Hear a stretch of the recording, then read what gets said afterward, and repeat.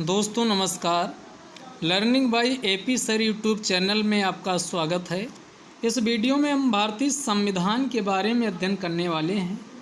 तो सबसे पहले हम समझेंगे कि आखिरकार संविधान कॉन्स्टिट्यूशन होता क्या है। तो सबसे पहले आइए जानते हैं संविधान के बारे में, जिसे इंग्लिश में कॉन्स्टिट्यूशन बोलते हैं। कॉन्स्टिट्यूशन। तो अगर हम बात करें संविधान की, तो संविधान क्या होता है? तो संविधान एक प्रकार का दस्तावेज होता है, डॉक्यूमेंट होता है, जो ये बताता है कि किसी देश का शासन व्यवस्था किस प्रकार की होगी, वहाँ का प्रमुख या सरकार का मुखिया किस प्रकार चुना जाएगा, तथा उस देश के लिए उस प्रमुख के द्वारा क्या क्या कदम उठाए जाएंगे। तो इसी सामूहिक वाली व्यवस्था को ही संविधान के नाम से जाना जाता है। यानी संविधान एक ऐसा दस्तावेज है जो किसी भी देश की शासन व्यवस्था के बारे में, जो देश किसी भी देश की किसके बारे में बताता है, शासन व्यवस्था तथा उसके संचालन के बारे में दिशा निर्देश देता है।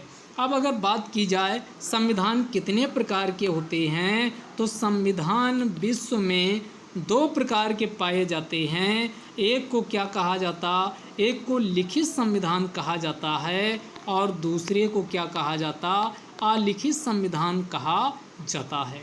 जब बात की जाती लिखित संविधान, इसी को इंग्लिश में रिटन कॉन्स्टिट्यूशन कहा जाता है। तो जब किसी देश के संविधान को, किसी भी देश के संविधान को हम बात अब कर रहे हैं यह लिखित संविधान की, तो जब भी किसी भी देश के संविधान को यहाँ शब्द हम यूज करेंगे, एक जिसे कहा जाता संहिताबद्ध, या इसी को इंग्लिश में बोलते हैं कोडिफाइड। कोडिफाइड का मतलब हुआ, अगर लेमैन की भाषा में इसे समझिए तो भारतीय संविधान से आप समझ सकते हो, जब किसी देश के संविधान को विभिन्न अनुच्छेदों में या फिर भागों में या फिर अनुसूचियों में या फिर परिशिष्टों, जिसे अपेंडिक्स कहा जाता है, जब किसी देश के संविधान को विभिन्न अनुच्छेदों, भागों, अनुसूचियों में संहिताबद्ध कर दिया जाता है या लिख दिया जाता है, तो उसी को लिखित संविधान कहा जाता है। तो आपने समझ लिया कि लिखित संविधान क्या है। तो लिखित का मतलब हुआ, जब भी विश्व के किसी भी देश का संविधान जब लिख दिया जाए, अर्थात संहिताबद्ध कर दिया जाए, तो उसी को लिखित संविधान कहा जाता। अगर आपके एग्जाम में क्वेश्चन पूछा जाता है विश्व का पहला लिखित संविधान किस देश का था, तो ये अमेरिका या इसी को यूएसए के नाम से जाना जाता है। तो अमेरिका का संविधान विश्व का पहला लिखित संविधान था, विश्व का पहला लिखित संविधान था। लेकिन क्वेश्चन यहीं ये पूछा जाए कि विश्व का पहला सबसे लंबा, विश्व का पहला सबसे लंबा लिखित संविधान पूछा जाए, तो अमेरिका मत लगा दीजिएगा, वो अपना इंडिया है, यानी भारत है। विश्व का सबसे लंबा लिखित संविधान भारत का है। दूसरा जो प्रकार हमने बताया कि दूसरा संविधान क्या होता है, दूसरे संविधान को क्या कहा जाता, अलिखित संविधान कहा जाता है, रिटन कॉन्स्टिट्यूशन कहा जाता, या इसी को नॉन रिटन कॉन्स्टिट्यूशन भी कहा जाता है। जब किसी देश के संविधान को लिखा तो नहीं जाता है, बल्कि प्राचीन काल से जो परंपरा चल रही थी, जो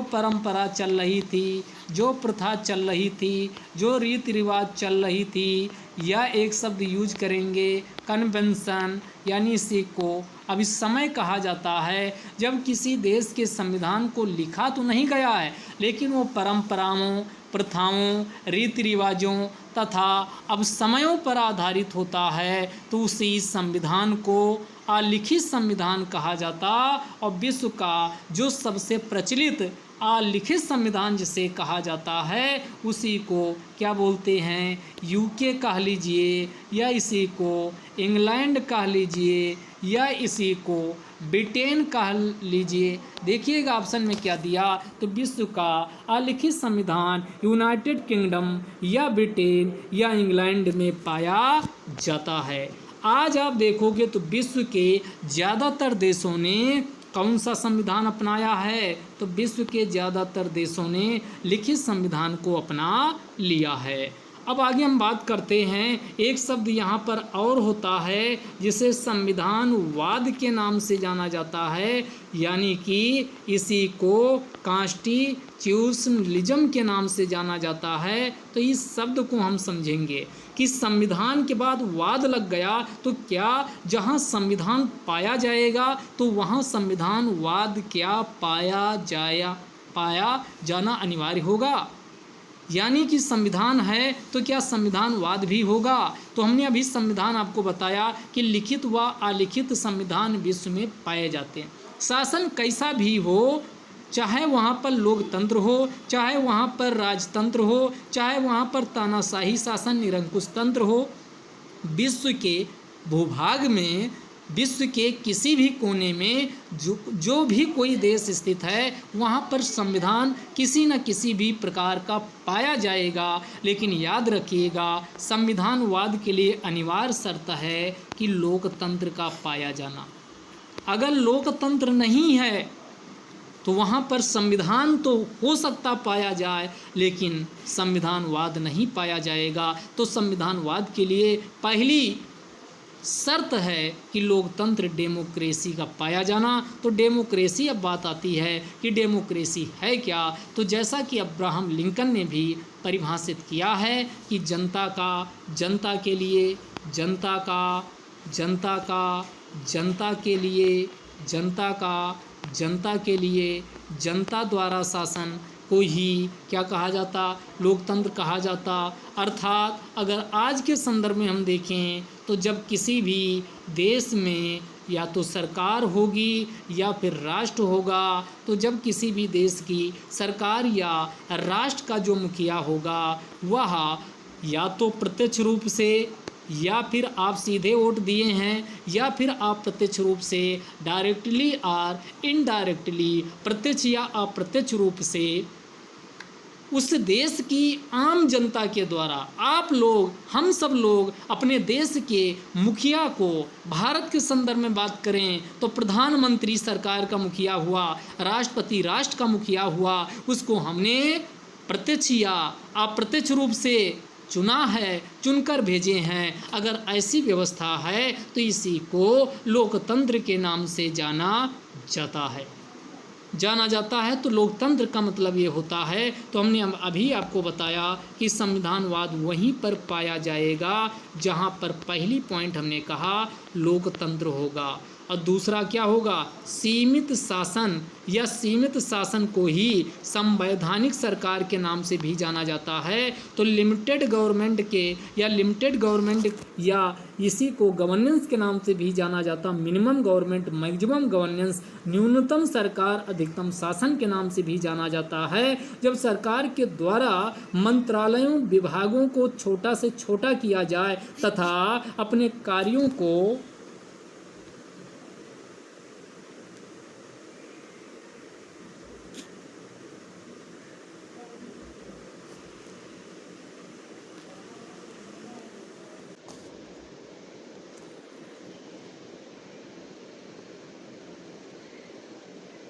आगे देखिएगा दोस्तों, हमने आपको क्या बताया कि हमने अभी आपको बताया कि संविधानवाद क्या है। तो हमने संविधानवाद के अंतर्गत आपको समझाया कि इसके लिए ज़रूरी है कि उस देश में लोकतंत्र पाया जाए। दूसरा हमने कहा कि जब सरकार के द्वारा न्यूनतम शासन एवं न्यूनतम सरकार तथा अधिकतम शासन का नारा दिया जाता है तो इसी को क्या कहा जाता, इसी को संविधानवाद के नाम से जाना जाता, या इसी को संवैधानिक सरकार के नाम से जाना जाता। आईएएस का क्वेश्चन 2020 का प्रीलिम्स उठा के देखिएगा, संवैधानिक सरकार से क्वेश्चन पूछा है तो संवैधानिक सरकार का मतलब ही होता सीमित सरकार। सीमित सरकार को ही संवैधानिक सरकार कहा जाता, या इसी को दूसरे शब्दों में कहें तो इसी को संविधानवाद के नाम से जाना जाता। यानी आम जनता की सहभागिता को सुनिश्चित करते हुए जब सरकार के द्वारा मंत्रालयों विभागों को कम से कम करके आम जनता को शामिल करते हुए कोई भी डिसीजन या कोई भी नीति या कोई भी पॉलिसी या प्रोग्राम बनाया जाता है और उसको सफल करने में आम जनता का सहयोग लिया जाता है, उसकी राय ली जाती है, तो उसी को संविधानवाद के नाम से जाना जाता है। तो ये बेसिक कॉन्सेप्ट आपने समझ लिया। अब यहाँ एक शब्द और आता है राज्य व्यवस्था या पॉलिटी। एक संविधान हो गया, एक राज्य व्यवस्था। तो संविधान में जो प्रावधान किए गए हैं उन प्रावधानों को जब व्यवहारिक स्तर पर लागू करते हैं, जमीनी स्तर पर लागू करते हैं, तो नई नई चुनौतियां आती हैं, चैलेंज उत्पन्न होते हैं। उन चुनौतियों का समाधान करने वाली व्यवस्था को ही राज्य व्यवस्था के नाम से जाना जाता है। राज्य व्यवस्था के नाम से जाना जाता, अर्थात आप कह सकते हो संविधान एक सैद्धांतिक पहलू की ओर इशारा करता है, यानी सैद्धांतिक पहलू बताता है, जबकि संविधान में जो प्रोविज़न किया गया है उसका व्यवहारिक पहलू राज्य व्यवस्था कहलाता है। अब हम बात करते हैं यहाँ भारतीय संविधान की। तो भारतीय संविधान की विशेषताओं की हम यहाँ चर्चा करने वाले हैं। तो भारतीय संविधान की अगर बात करें तो अभी हमने कहा कि विश्व का पहला लिखित संविधान पूछे तो अमेरिका आंसर लगा दीजिएगा, लेकिन विश्व का पहला सबसे लंबा लेंथिएस्ट सबसे लंबा लिखित संविधान पूछा जाए तो क्या आंसर आपको लगाना? इंडिया अर्थात भारत का लगाना है। अब भारतीय संविधान की प्रमुख विशेषताओं की बात कर लेते हैं। तो पहली विशेषता भारतीय संविधान की क्या है? यह विश्व का सबसे लंबा लिखित संविधान है। कैसा संविधान है? लिखित संविधान, वो भी कहाँ का? विश्व का, और लिखित के साथ साथ सबसे लंबा। विश्व में ऐसा कोई भी संविधान नहीं। अगर हम भारतीय संविधान की बात करें कि ये कैसे विश्व का सबसे लंबा लिखित संविधान है, तो आप जानते हो कि 26 जनवरी 1950 को भारतीय संविधान को पूरी तरीके से लागू कर दिया गया, जबकि अधिनियमित आत्मार्पित व अंगीकृत कब किया गया था? अगर ये आत्मार्पित का पूछे, अंगीकृत पूछे, तो ये डेट ये याद रखिएगा 26 नवंबर 1949 को। लेकिन लागू हुआ 26 जनवरी 1950 को भारतीय संविधान। तो उस समय जब 26 जनवरी 1950 को लागू हुआ तो भारतीय संविधान में 395 आर्टिकल से अर्थात अनुच्छेद थे, 8 अनुसूचियां थीं। इसके अलावा और क्या था? 22 भाग थे। तो उस समय भी देखिए कितनी, यानी 395 अनुच्छेद। विश्व का ऐसा कोई भी देश का संविधान नहीं है जिसमें 395 अनुच्छेद हों, 8 अनुसूचियाँ हों, 22 भाग हों। अब इसमें भी समय समय पर परिवर्तन किया गया और वर्तमान संदर्भ में देखोगे तो 470 से ज़्यादा अनुच्छेद हो चुके हैं और 12 अनुसूचियाँ हो चुकी हैं। इसके अलावा कितने भाग हो चुके? 25 भाग हो चुके हैं। ये आज की कंडीशन है। अब बात आती है, यहाँ हम निपटा देते हैं कि 8 अनुसूचियों के बाद 9वीं अनुसूची को कब ऐड किया गया? तो 9वीं अनुसूची को पहला संविधान संशोधन किया जाता है। और कब किया जाता? 1951 में। और इसमें भूमि से संबंधित विषयों को शामिल किया जाता है और ये 9वीं अनुसूची होती है। इसके बाद 10वीं अनुसूची, और 10वीं अनुसूची 10 से 10 और 10 से दल बदल से संबंधित प्रोविज़न, एंटी डिफेक्शन लॉ के बारे में उल्लेख 10वीं अनुसूची में किया गया। और ये 52वां संविधान संशोधन होता है। और कब होता है? 1985 में 52वां संविधान संशोधन किया जाता है। इसके बाद 73वां और 74वां संविधान संशोधन, ये कभी मत भूलना, 73वां संविधान संशोधन और 74वां संविधान संशोधन, इन दोनों संविधान संशोधन को 1992 में किया गया, 1992 में। लेकिन इन्हें लागू वाली डेट पूछे तो 1993 है। 73वां संविधान संशोधन का संबंध पंचायती राज संस्थान से है, जबकि 74वें संविधान संशोधन का शहरी स्वशासन या इसका संबंध नगर पालिका से है। नगर पालिका से है तो इसके संदर्भ में आप जानते हो कई कमेटियां बनी, तो त्रिस्तरीय व्यवस्था ये लागू पंचायतों में की गई है। सबसे नीचे ग्राम पंचायत, उसके ऊपर क्षेत्र पंचायत, उसके ऊपर जिला पंचायत होती है। यही त्रिस्तरीय व्यवस्था सबसे पहले कौन सी कमेटी सिफारिश की थी? बलवंत राव मेहता कमेटी बनी थी 1957 में, और लेकिन इसकी रिपोर्ट 1959 में आती है। और सबसे पहले 2 अक्टूबर 1959 को सबसे पहले पंचायती राज का प्रोविज़न कहाँ किया गया? राजस्थान के नागौर जिले से किया जाता। तो राजस्थान पहला जिला होता है जो पंचायती राज व्यवस्था को लागू करता। तो स्थान पूछे पंचायती राज व्यवस्था नागौर होगा, लेकिन दूसरा राज्य पूछे तो क्या हो जाएगा? आंध्र प्रदेश दूसरा राज्य था जहां पंचायती राज व्यवस्था को लागू किया गया। तो ये आपका पॉइंट ध्यान रखिएगा। अब इसके लिए कौन सा एक संविधान में भाग 9 73वें संविधान संशोधन से भाग 9 ऐड किया गया। अनुसूची पूछे तो अनुसूची कौन सी ऐड की गई? अनुसूची 11वीं अनुसूची ऐड की गई, और 11वीं अनुसूची में 29 विषय रखे गए जो कि पंचायती राज संस्था या संस्थान से संबंधित हैं। और इसे कब लागू किया गया 73वां संविधान संशोधन? तो ये 24 अप्रैल 1993 को लागू किया गया। इसीलिए हर साल 24 अप्रैल को पंचायती राज दिवस के रूप में, राष्ट्रीय पंचायती राज दिवस के रूप में भी मनाया जाता है। अब बात करें 74वां संविधान संशोधन, 74वां संविधान संशोधन, तो 74वां संविधान संशोधन के संदर्भ में ध्यान रखिएगा, इसे 1992 में से भी पारित किया गया,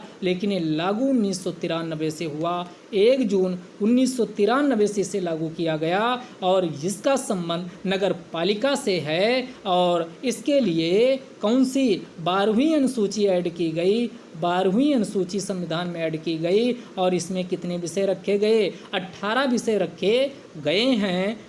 और भाग पूछा जाए तो भाग इसके माध्यम से संविधान में 9A ऐड किया गया है। 9A ऐड किया गया। तो ये बातें आप ध्यान रखिएगा।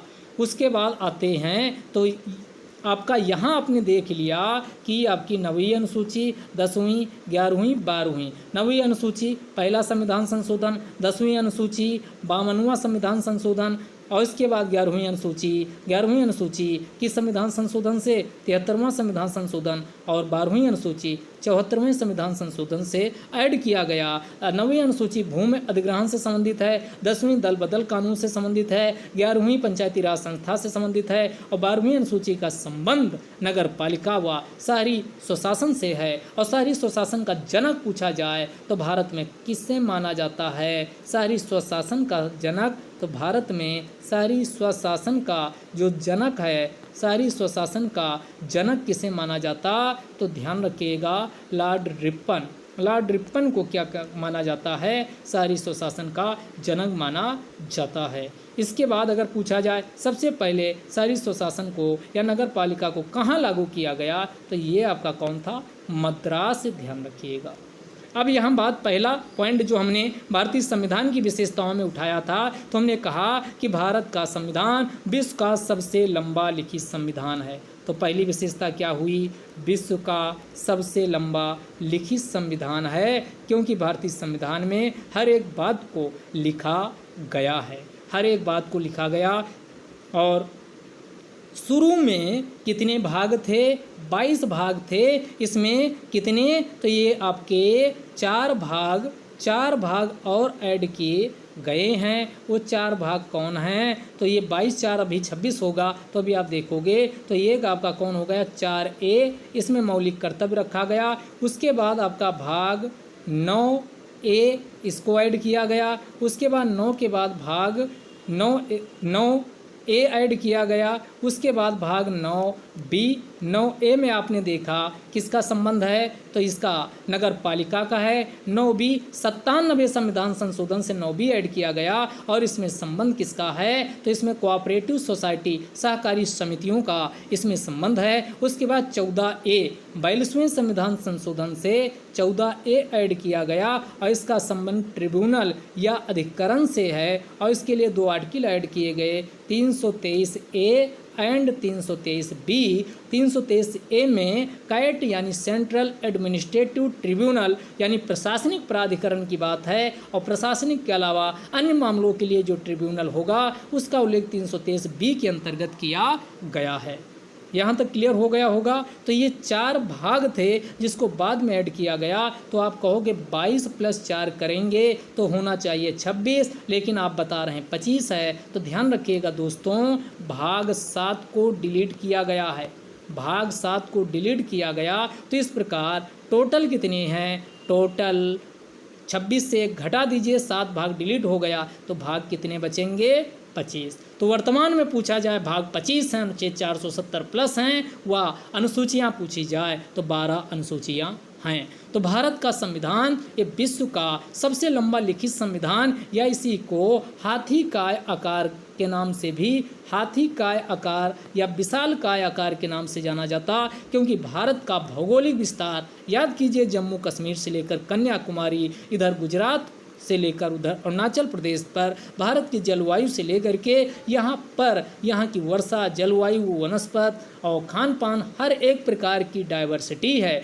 उसके बाद भारत का ऐतिहासिक स्वतंत्रता संग्राम के काल से लेकर के यहाँ पर विभिन्न जाति, धर्म, पंथ, संप्रदाय की विविधता पाई जाती है। इसके अलावा राज्यों व केंद्र दोनों के लिए एक संविधान को अपनाया गया। इसके अलावा जो भारतीय संविधान में जो 1935 का अधिनियम रहा है उसका भी काफ़ी प्रभाव रहा है, और राष्ट्रीय आंदोलन का प्रभाव रहा, जिसकी वजह से हर एक बात को बिल्कुल अच्छे तरीके से भारतीय संविधान में लिखा गया। इसीलिए भारतीय संविधान विशालकाय आकार का या एलिफेंटाइन साइज का हो गया है, हाथी काय आकार का हो गया। तो पहली विशेषता आपने समझ लिया। ये मेंस में भी क्वेश्चन बन सकता है कि भारत का संविधान विश्व का सबसे लंबा लिखित संविधान है, इस कथन पर कमेंट करिए। इतना आसान वैसे नहीं पूछेगा, लेकिन आपको हमने 5 पॉइंट आपको बताए, उसको और डिटेल में लिखिए तो आपका क्वेश्चन कंप्लीट होगा। तो पहला आपने समझा ये विश्व का सबसे लंबा लिखित संविधान है भारत का। दूसरा, विभिन्न स्रोतों से हमने उधार लिया है, और कई बार कहा जाता भारत का संविधान उधार का थैला है, लेकिन ये बात भी बिल्कुल सही नहीं है। तो विभिन्न स्रोतों से भारतीय संविधान को लिया गया। तो इसमें इस वजह से भी भारतीय संविधान क्या हो गया, लंबा हो गया। और आप भारतीय संविधान में जाओगे तो भारतीय संविधान का जो दार्शनिक पहलू है, दार्शनिक भाग है, उसको फंडामेंटल राइट्स यानी मौलिक अधिकार में अच्छे से दिया गया। डीपीएसपी में बहुत डिटेल में लिखा गया। उसके अलावा कैबिनेट गवर्नमेंट या अन्य प्रकार की शासन व्यवस्था जो ब्रिटिश संविधान से ली गई है उसको लिखा गया। तो जहाँ जहाँ से हमने चीज़ें हमारे समाज के लिए, हमारे देश के विकास के लिए ज़रूरी थी, हमने विभिन्न स्रोतों से भारतीय संविधान को अपनाया है। तो भारतीय संविधान जो है वो विभिन्न देशों के संविधानों के स्रोतों से लिया गया है। सोर्सेज जिसके कई हैं। तो हमने ब्रिटेन के संविधान से बहुत सारी चीज़ें ली, अमेरिका से ली, कनाडा से ली, फ्रांस से ली, जर्मनी से ली, दक्षिण अफ्रीका से ली, जापान से ली, तो विश्व ऑस्ट्रेलिया से ली, आयरलैंड से ली। तो विश्व के विभिन्न संविधानों से हमने चीज़ें उधार ली हैं। और इसके अलावा 1935 का जो भारत शासन अधिनियम था वहाँ से भी कई चीज़ें ली गई हैं। तो ये दूसरी विशेषता हो गई। तीसरी विशेषता भारतीय संविधान की पूछे तो भारतीय संविधान में लिखा तो नहीं गया है, लेकिन फेडरल सिस्टम को अपनाया गया। Federal system with unitary bias, with unitary का मतलब एकात्मक व्यवस्था होती है। तो भारतीय संविधान में संघीय व्यवस्था को अपनाया गया। संघीय व्यवस्था का मतलब क्या होता है उसको समझ लीजिए। तो संघीय विशेषता का मतलब हुआ कि यहाँ पर संघीय की बात का अगर हम बात करें तो आप दिमाग में ऐसे रखिए, डिवीज़न, शक्तियों का डिवीज़न, इसके बाद दोहरी गवर्नमेंट, उसके बाद लिखित संविधान, उसके बाद संविधान को आसानी से संशोधित न किया जा सके, उसके बाद ये सब विशेषताएं क्या, द्विसदनी व्यवस्था, उसके बाद आपकी जो न्यायपालिका है उसकी न्यायपालिका की स्वतंत्रता, ये सब कैसी विशेषताएं हैं, ये सब फेडरल संविधान की विशेषताएं होती हैं। तो कॉन्सेप्ट ऐसे समझिए जहाँ पर दो या दो से अधिक के बीच कुछ बंटवारे की बात हो या दोनों के बीच स्पष्टता हो, जहाँ पर ये डाउट ना हो कि एक ही आल इन आल है, सर्वे सर्वा है, वो सभी विशेषताएं संघीय विशेषताएं होती हैं। तो संघीय विशेषताएं अगर भारतीय संविधान की बात की जाए तो देखोगे, यानी मोदी सरकार है तो दूसरी तरफ यहाँ राज्यों में योगी सरकार है, या फिर पश्चिम बंगाल, यानी केंद्र व राज्य के बीच क्या है, शक्तियों का क्या किया, दोहरी सरकार को अपनाया गया। दोहरी सरकार की व्यवस्था बिल्कुल संविधान में लिख दी गई है। इसके अलावा शक्तियों का, पहले अगर ये विशेषता पूछे दोहरी सरकार, बताइए एकात्मक संवैधानिक विशेषता है संघीय, तो ये आपका संघीय संवैधानिक विशेषता है दोहरी सरकार। और दूसरी संघीय सिस्टम की अगली विशेषता पूछे शक्तियों का विभाजन, शक्तियों का विभाजन हमने अभी बताया, जहां बांटने की बात आए वो भी यही विशेषता है। और दूसरा, इन सबको किस में लिखा गया, संविधान में लिख दिया गया, ताकि कोई किसी का शक्ति बिना मतलब के यूज ना कर पाए। लिखित संविधान पूछा जाए, ये भी संघीय विशेषता आएगी। उसके अलावा संविधान की कठोरता पूछा जाए, कठोरता का मतलब हुआ संविधान की कठोरता, या इसी को बोलते हैं अनम्यता या रिजिडिटी। तो इसी को क्या बोलते हैं, इसी को संघीय विशेषता ये भी आएगा, क्योंकि अगर संविधान आसानी से संशोधन किया जा सका तो संसद के द्वारा दनादन एक के बाद एक संविधान को तहस नहस कर दिया जाएगा, संशोधित कर दिया जाएगा, जो कि किसी भी देश के लिए या ना तो उचित है और ना देश हित में है। इसके अलावा स्वतंत्र न्यायपालिका स्वतंत्र रूप से, इंडिपेंडेंट जुडिशरी, न्यायपालिका स्वतंत्र रूप से काम कर सके, ये भी आप किस में देखोगे, ये संघीय विशेषता है। इसके अलावा द्विसदनीय व्यवस्था, लोकसभा राज्यसभा, लोकसभा में जनता का प्रतिनिधित्व होता है, राज्यसभा में राज्यों का प्रतिनिधित्व होता है, तो इसी को बाइकैमरलिज्म के नाम से जाना जाता। तो द्विसदनीय व्यवस्था भी कैसी है, ये संघीय सिस्टम की विशेषता है। अब हम बात करते हैं क्या भारत में एकात्मक भी विशेषताएं हैं। एकात्मक का मतलब हुआ जहां पर संघ सरकार सुप्रीम है और इसके अंतर्गत जो इकाइयां हैं वो किसकी इच्छा, किसकी दया पर निर्भर करती है, संघ सरकार की दया पर वो चलती हैं, तो उसी को क्या कहा जाता, एकात्मक या नॉन फेडरल या गैर संघीय विशेषता कहा जाता। भारतीय संविधान की गैर संघीय विशेषता भी है, एकात्मक विशेषताएं भी है। यहाँ पर ज़्यादा शक्तियाँ भारत के संविधान में किसको दी गई हैं, तो मजबूत संघ की बात की गई है। तो यहाँ पर संघ की सरकार के अंतर्गत ज़्यादा पावर है, तो ये आपका जो सेंटर केंद्र होगा, केंद्र के पास मजबूत संघ या केंद्र के पास ज़्यादा शक्तियाँ सौंपी गई हैं। दूसरा, एकल संविधान, केंद्र व राज्य के लिए, दोनों के लिए एकल संविधान है, जबकि अमेरिका में जाओगे तो केंद्र व राज्य के लिए अलग अलग संविधान है। ये भी दिखाता है कि यहाँ पर केंद्र के पक्ष में ज़्यादा शक्तियाँ झुकी हुई हैं। इसके अलावा भारत में जितना एकल अकेलापन है, वो सब अकेलापन, या एक शब्द और याद रखिएगा, इंटीग्रेटेड, सिंगल या इंटीग्रेटेड लग जाए अकेलापन, या एक केंद्र में कोई चीज़ समाहित हो रही हो, तो वही एकात्मक होती है। इसी को एकीकृत या समन्वित के नाम से भी जाना जाता है हिंदी में। तो इंटीग्रेटेड जुडिशरी पूछी जाए तो आगे देखिएगा एकात्मक विशेषताएं और क्या, तो हमने कहा मजबूत संघ, उसके बाद एकल नागरिकता, भारत में एकल नागरिकता का प्रोविज़न है। इसके अलावा एकल संविधान, यहाँ पर एक ही संविधान केंद्र व राज्य दोनों के लिए है, तो ये विशेषताएं क्या हैं, यूनिटरी विशेषताएं हैं। उसके बाद संविधान की सरलता या लचीलापन, संविधान का लचीलापन का मतलब हुआ संविधान का बहुत सारा हिस्सा, संविधान का लचीलापन, संविधान का बहुत सारा हिस्सा यानी साधारण बहुमत से संशोधित किया जा सकता है। इसके अलावा इंटीग्रेटेड, हमने इंटीग्रेटेड जहाँ जहाँ अब लग जाए समझ लीजिएगा, इंटीग्रेटेड जुडिशरी, एकीकृत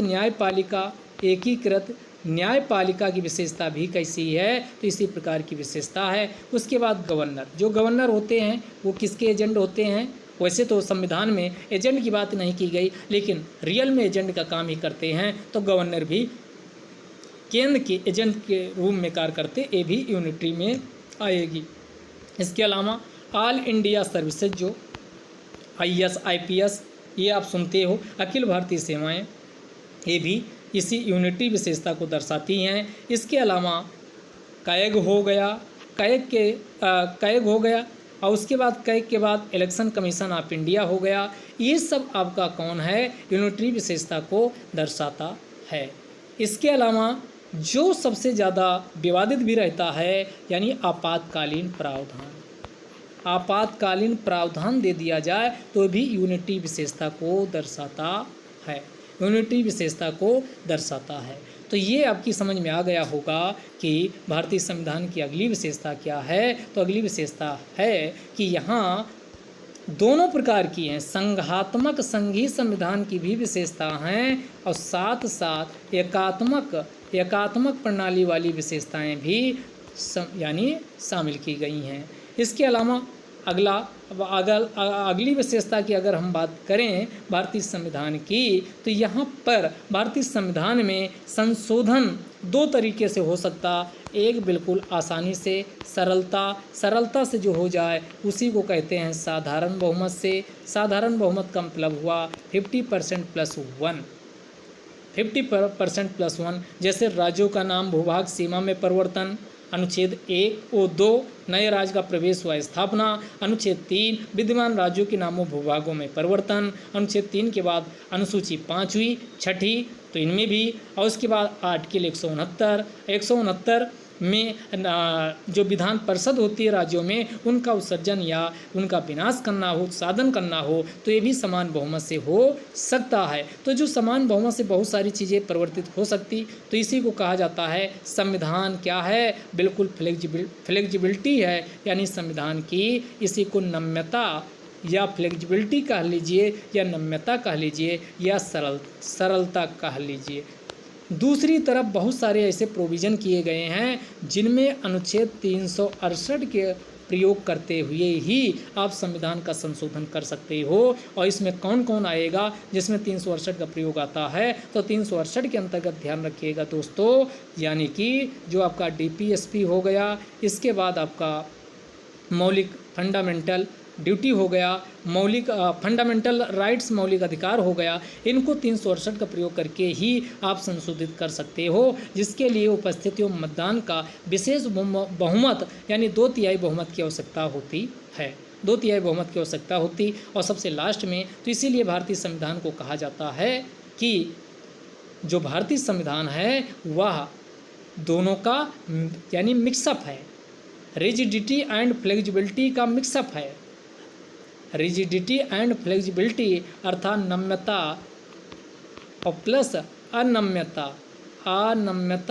का मिश्रण है भारतीय संविधान। तो ये भी अगली विशेषता भारतीय संविधान में संसदीय शासन व्यवस्था को अपनाया गया है।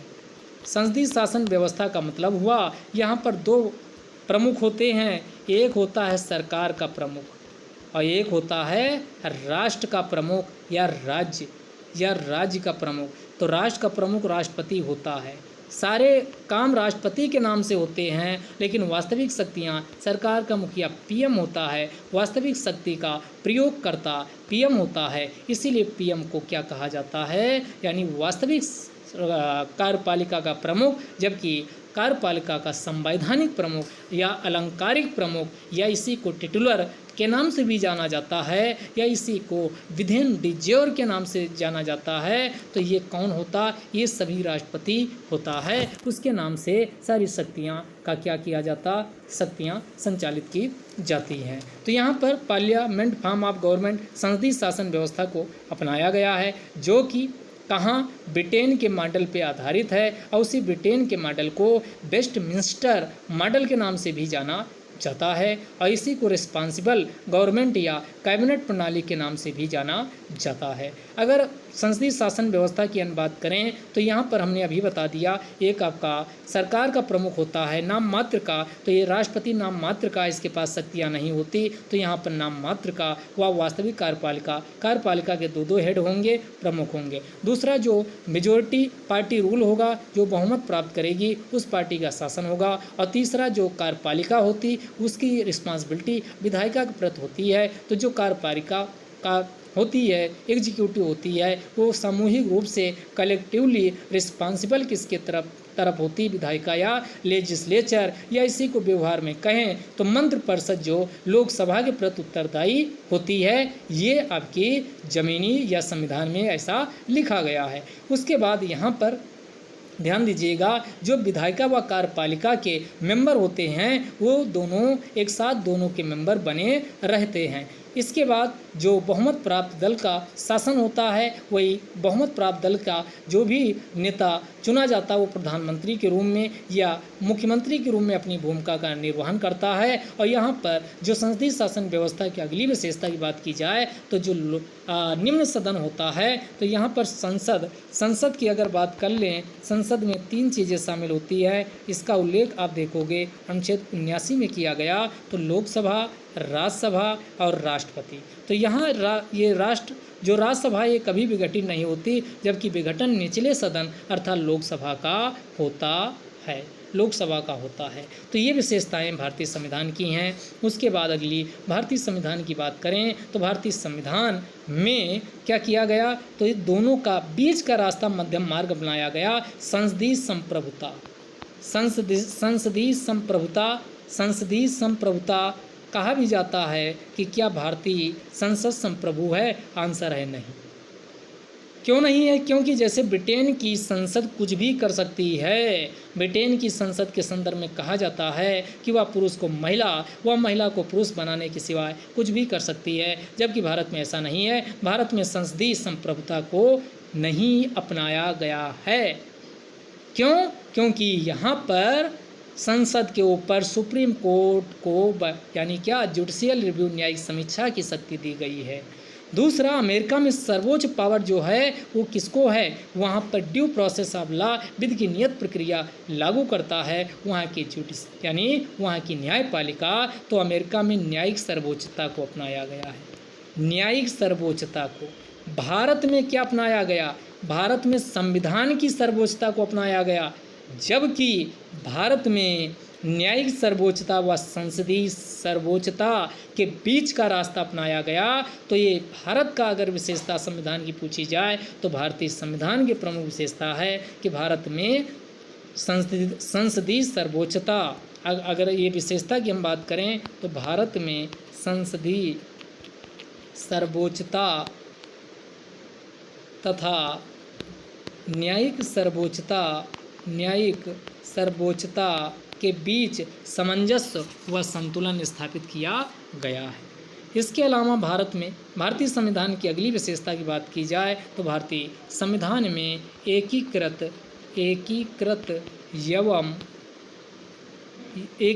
एवं स्वतंत्र न्यायपालिका को अपनाया गया है। यहाँ की जो सुप्रीम कोर्ट है वो हाईएस्ट कोर्ट ऑफ अपील है। वह संविधान हमारे जो मौलिक अधिकार का उल्लंघन होता है, तो अगर मौलिक अधिकार का उल्लंघन हुआ तो अनुच्छेद 32 का प्रयोग करते हुए हम सीधे सुप्रीम कोर्ट जा सकते हैं। इसलिए गार्जियन ऑफ द कॉन्स्टिट्यूशन, संविधान का अभिभावक व संविधान का गारंटर व संविधान का संरक्षक, सब कुछ सुप्रीम कोर्ट को कहा जाता है। इसके अलावा अगली विशेषता की बात करें तो इसमें जो मौलिक अधिकार हैं उसका भी बाकायदा अच्छे से उल्लेख किया गया है। और मौलिक अधिकार का उल्लेख अगर बात की जाए तो मौलिक अधिकार अगले टॉपिक में डिस्कस भी करेंगे। तो अनुच्छेद 12 से लेकर 35 तक का मौलिक अधिकार है और इसके लिए भाग 3 में इसको लिखा गया है। इसके अलावा डीपीएसपी राज्य के नीति निदेशक तत्व, इसको भी लिखा गया, ये भी संविधान की विशेषता है। भाग 4 में इसको लिखा गया। आर्टिकल की बात करें 36 से लेकर 51 तक इसका उल्लेख किया गया। इसके अलावा भारत में संप्रभु या इसी को कहा जाए पंथ निरपेक्ष राज्य की अवधारणा को भी साथ में समाहित किया गया है। पंथ निरपेक्ष राज्य की विशेषता के लिए संविधान के प्रस्तावना से लेकर के मौलिक अधिकार, मौलिक कर्तव्य तथा डीपीएसपी तक या संविधान के अन्य कई जगह पर राज्य के पंथ निरपेक्ष चरित्र को शामिल किया गया है। इसके अलावा अन्य विशेषताओं की बात करें तो भारत के संविधान में अन्य कौन सी विशेषता होगी, तो अन्य विशेषताओं में यहाँ पर सार्वभौमिक वयस्क मताधिकार को अपनाया गया है। सार्वभौमिक वयस्क मताधिकार को अपनाया गया, यूनिवर्सल एडल्ट फ्रेंचाइज को अपनाया गया। अगर किसी की 18 साल एज है तो उसे वोट देने का अधिकार है। उसे जाति, पंथ, धर्म, संप्रदाय या भूभाग के आधार पर नहीं वंचित किया जाएगा कि अब आपको वोट देने से वंचित किया जाता है, क्योंकि आप इस जात के हो, इस धर्म के हो, इस रंग के हो, इस पंथ के हो, इस लिंग के हो, इसके आधार पे आपको मनाही नहीं की गई। पहले 21 साल एज होती थी, तो इसके लिए ये बहुत बार पूछा जाता। 61वें संविधान संशोधन से एज घटाई गई है, एज घटाई गई है। इसके अलावा हमने कहा भारत में एकल नागरिकता को अपनाया गया है, और नागरिकता का उल्लेख भारतीय संविधान के भाग 2 में किया गया। और भाग 2 में किया गया। आर्टिकल पूछे तो 5 से लेकर 11 तक, 5 से लेकर पीसेस पूछ चुका, 5 से लेकर 11 तक नागरिकता के संबंध में भाग 2 में उल्लेख किया गया। एकल नागरिकता अपनाई गई है। इसके अलावा कई स्वतंत्र इकाइयों की भारत के संविधान में कई स्वतंत्र संवैधानिक इकाइयों की भी स्थापना की गई है। कुछ एग्जाम्पल के लिए हम समझ लेते, जैसे इलेक्शन कमीशन ऑफ इंडिया, इसका उल्लेख किसमें किया गया है? तो इलेक्शन कमीशन ऑफ इंडिया 324 में इसका उल्लेख किया गया है। इसके अलावा वित्त आयोग का उल्लेख किसमें? 280 में किया गया अनुच्छेद। इसके अलावा कैग का उल्लेख किसमें किया गया? तो कैग का उल्लेख आर्टिकल 148 में किया गया। इसी प्रकार आपका जो महान्यायवादी है उसका उल्लेख आर्टिकल 76 में किया गया है। और सबसे लास्ट में आपातकालीन प्रावधान भारतीय संविधान में शामिल किए गए हैं। आपातकालीन प्रावधान और 3 प्रकार के आपातकाल की बात की गई है भारतीय संविधान में। एक आपका 352 हो जाएगा, एक 356, एक 360। 352 में राष्ट्रीय आपातकाल और 356 में संवैधानिक तंत्र की विफलता, या इसी को बोलचाल की भाषा में राष्ट्रपति शासन के नाम से जाना जाता। उसके बाद 360 वित्तीय आपातकाल, ये कभी नहीं लगा है, ये बहुत बार लगा है। कौन?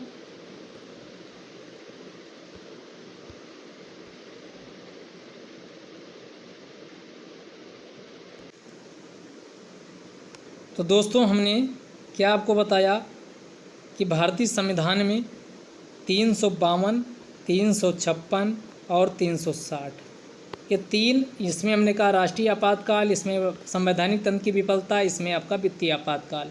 हमने कहा 360 कभी नहीं लगा, 356 बहुत बार लगा, लेकिन सबसे पहले 356 का प्रयोग केरल में किया गया था। उसके बाद आपका 352 आए, तो ये 3 बार इसका प्रयोग किया गया है, 3 बार इसका प्रयोग किया गया। तो ये भारतीय संविधान की प्रमुख क्या हुई विशेषता हमने आपको बतलाई है। अब हम क्वेश्चन कर लेते हैं। चलो भाई क्वेश्चन देखिए। सबसे लंबा लिखित संविधान किस देश का है? तो भारत का है, तो सोचने नहीं है। मूल संविधान 1949 में कुल कितने अनुच्छेद थे? तो 395 अनुच्छेद थे। उसके बाद मूल संविधान में कितनी अनुसूचियाँ थी? तो ये भी आपको बता चुके हैं, 8 अनुसूचियाँ थी। आज कितनी अनुसूचियाँ हैं? 12 अनुसूचियाँ हैं। इसके अलावा वर्तमान में कुल कितने अनुच्छेद हैं? तो 470, इससे ज़्यादा हैं। संविधान का अधिकांश ढांचागत हिस्सा किस अधिनियम से लिया गया? तो ये भारत शासन अधिनियम 1935 से लिया गया है। अगला क्वेश्चन, संविधान के प्रावधान किस देश से लिए गए हैं? तो हमने कहा Canada, Australia, Germany, France, Japan, दक्षिण अफ्रीका। तो यही निपटा देते हैं। कनाडा के संविधान से यूनियन, क्योंकि यहाँ पर फेडरल शब्द नहीं, यूनियन, गवर्नर, ये सभी प्रोविज़न कनाडा से लिए। ऑस्ट्रेलिया के संविधान से हमने क्या क्या लिया है? तो ऑस्ट्रेलिया के संविधान से भी कई चीज़ें लिया है। उसके बाद जर्मनी से आपातकालीन प्रावधान, आपातकालीन के दौरान जो मौलिक अधिकार का स्थगन होता है उसे जर्मनी के वाइमर संविधान से लिया है, वाइमर संविधान से लिया है। इसके बाद फ्रांस से जो आपका रिपब्लिक शब्द है, यानी जो सामाजिक, आर्थिक, राजनीतिक न्याय, उसके बाद आपका रिपब्लिक शब्द फ्रांस से लिया है। जापान से वित्त द्वारा स्थापित प्रक्रिया आर्टिकल 21 वाली। दक्षिण अफ्रीका से संविधान संशोधन, ये सब लिए हैं। इसके अलावा आयरलैंड से हमने क्या लिया है? तो आयरलैंड से हमने DPSP लिया है। समवर्ती सूची हमने कहाँ से लिया है? तो समवर्ती सूची हमने ऑस्ट्रेलिया के संविधान से लिया है। तो यहाँ आंसर हो जाएगा सभी। भारत का संविधान क्या है? ना तो लचीला है ना तो कठोर है, हमने ऊपर आपको बताया। भारत में सर्वोच्च स्थान किसका है? तो सर्वोच्च स्थान संविधान की सर्वोच्चता को अपनाया गया है। भारतीय संविधान में संघीय शब्द का प्रयोग कितनी बार किया गया? तो संघीय शब्द एक बार भी प्रयोग नहीं हुआ है, तो ध्यान रखिएगा। कैबिनेट पूछे तो कैबिनेट शब्द का प्रयोग मात्र एक बार किया गया, वो भी आपका आर्टिकल 352 में कैबिनेट शब्द मात्र एक बार प्रयोग किया गया है।